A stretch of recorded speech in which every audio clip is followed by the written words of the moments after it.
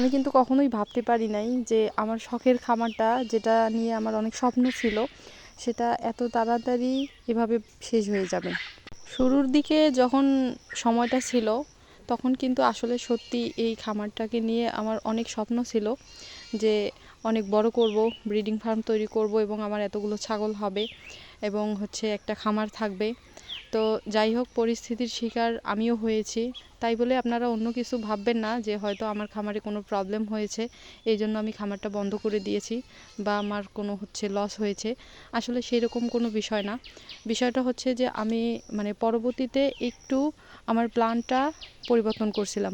যেরকম চিন্তাভাবনা শুরুর দিকে ছিল, আসলে এক সময় যখন 5 থেকে 6 মাস আমি কন্টিনিউ করছিলাম, তখন আর কি পরিস্থিতি এমন তৈরি হয়েছিল আমার সামনে যে আমি বাধ্য হয়েছিলাম আমার যে প্ল্যানটা সেটা চেঞ্জ করাতে।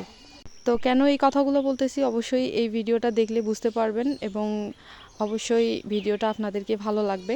তো যাই হোক বন্ধুরা, সম্পূর্ণ ভিডিও জুড়ে সাথেই থাকেন। আসসালামু আলাইকুম বন্ধুরা, আপনারা দেখছেন দাহাগ্রাম এগ্রো ইউটিউব চ্যানেল। তো আশা করছি সবাই ভালো আছেন এবং সুস্থ আছেন। আলহামদুলিল্লাহ, আমিও ভালো আছি। তো এই যে দেখেন, বর্তমান যে ভিডিওটা আপনারা দেখতে পাচ্ছেন স্ক্রিনে, এটা কিন্তু অনেক আগের ভিডিও, অর্থাৎ 1 বছর পূর্ণ হলো। তো যখন আমি খামারটা শুরু করছিলাম, তখন থেকে ঠিক 4 মাস পর, অর্থাৎ এখন থেকে প্রায় 8 থেকে 9 মাস আগের ভিডিও এগুলা। তো এগুলো আপনাদেরকে দেখাচ্ছি, তার কারণ আগে যে অবস্থানে ছিলাম আর বর্তমান কি অবস্থানে আছি, সেটাই মূলত আপনাদের সাথে শেয়ার করব আজকে। যে এতগুলো ছাগল ছিল, কেন ধীরে ধীরে বিক্রি করে দিলাম এবং কেন বর্তমান এই কয়টা ছাগল, আর ভবিষ্যতে আমার এই ছাগলগুলো নিয়ে কি পরিকল্পনা, আমি কি এভাবেই খামার বন্ধ করে দিব নাকি আবারও শুরু করব নতুন করে। তো সবটাই আজকে এই ভিডিওতে আমি আপনাদের সাথে শেয়ার করব।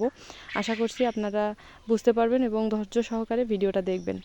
তো গত ভিডিওতে আমি আপনাদেরকে বলেছিলাম যে আবারও আমি 2টা ছাগল বিক্রি করব।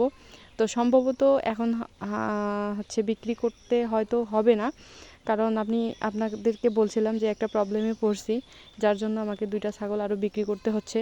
তো আসলে গতকাল থেকে এখন পর্যন্ত আর কি যেটা ভেবে দেখলাম যে অন্য একটা উপায় বের করতে পারছি, এই জন্য আর কি হয়তো ছাগল বিক্রি না করলেও বর্তমান চলবে।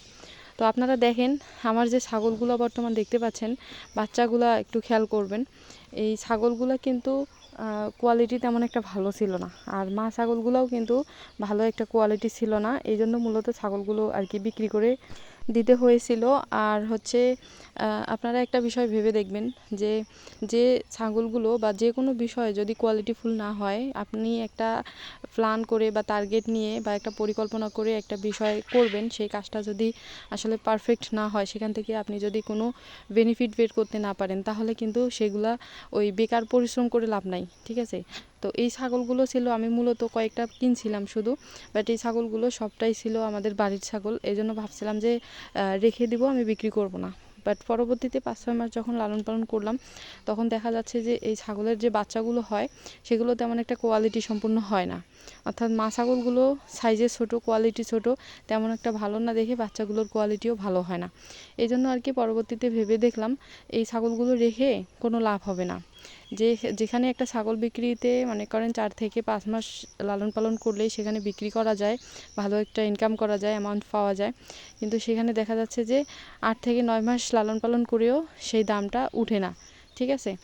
তো এই জন্য আর কি বাধ্য হয়েছিলাম ছাগলগুলো বিক্রি করে দিতে। তারপরেও আরও একটা অন্য পরিকল্পনা ছিল। অনেকেই হয়তো এখন বলতে পারেন, প্রশ্ন করতে পারেন যে ছাগলগুলো বিক্রি করে দিয়ে তো ভালো কোয়ালিটির ছাগল কিনতে পারতেন।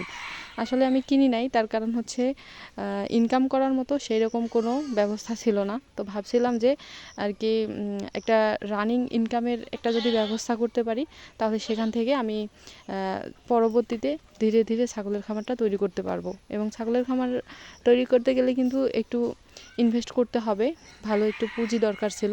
এই জন্য আর কি ছাগলগুলো বিক্রি করে দিয়ে কিছু টাকা ইনভেস্ট করে আমি কোয়েল পাখির খামার দিয়েছি, ইনকিউবেটর কিনেছি। তো বর্তমান সেখান থেকে একটু হলেও আর কি ইনকাম করতে পারতেছি। তারপরেও কিন্তু প্রায় 8 থেকে 9 মাস বা প্রায় 1 বছরের মতো আর কি সময় লেগে গেছে কোয়েল পাখির খামার থেকে আর কি আমার ওই ইনকামটা বের করতে আর কি। তো যাই হোক, আলহামদুলিল্লাহ এখন আল্লাহর রহমতে সব কিছু ঠিকঠাক চলতেছে। আর আজকে আমি বলতেছি যে শুরুর দিকে কিন্তু প্রায় 30টা প্লাস ছাগল ছিল, আর বর্তমান মাত্র 9টা ছাগল। তো আসলে ওই যে বললাম যে ছাগলগুলো আমি কেন বিক্রি করছিলাম এবং হচ্ছে কেন এতদিন থেকে ছাগল কিনি নাই। এখন যেহেতু কোয়েল পাখির খামারটা রানিং হয়েছে, কাজেই হচ্ছে আমি আর কি খুব মানে সময় মানে খুব তাড়াতাড়ি আর কি আগামী 3-4 বা 4-5 মাসের মধ্যে আমি আবারও নতুন করে পরিকল্পনা করতেছি যে ছাগলের খামার দিব। আসলে ছাগল পালনে কিন্তু অনেক লাভ আছে।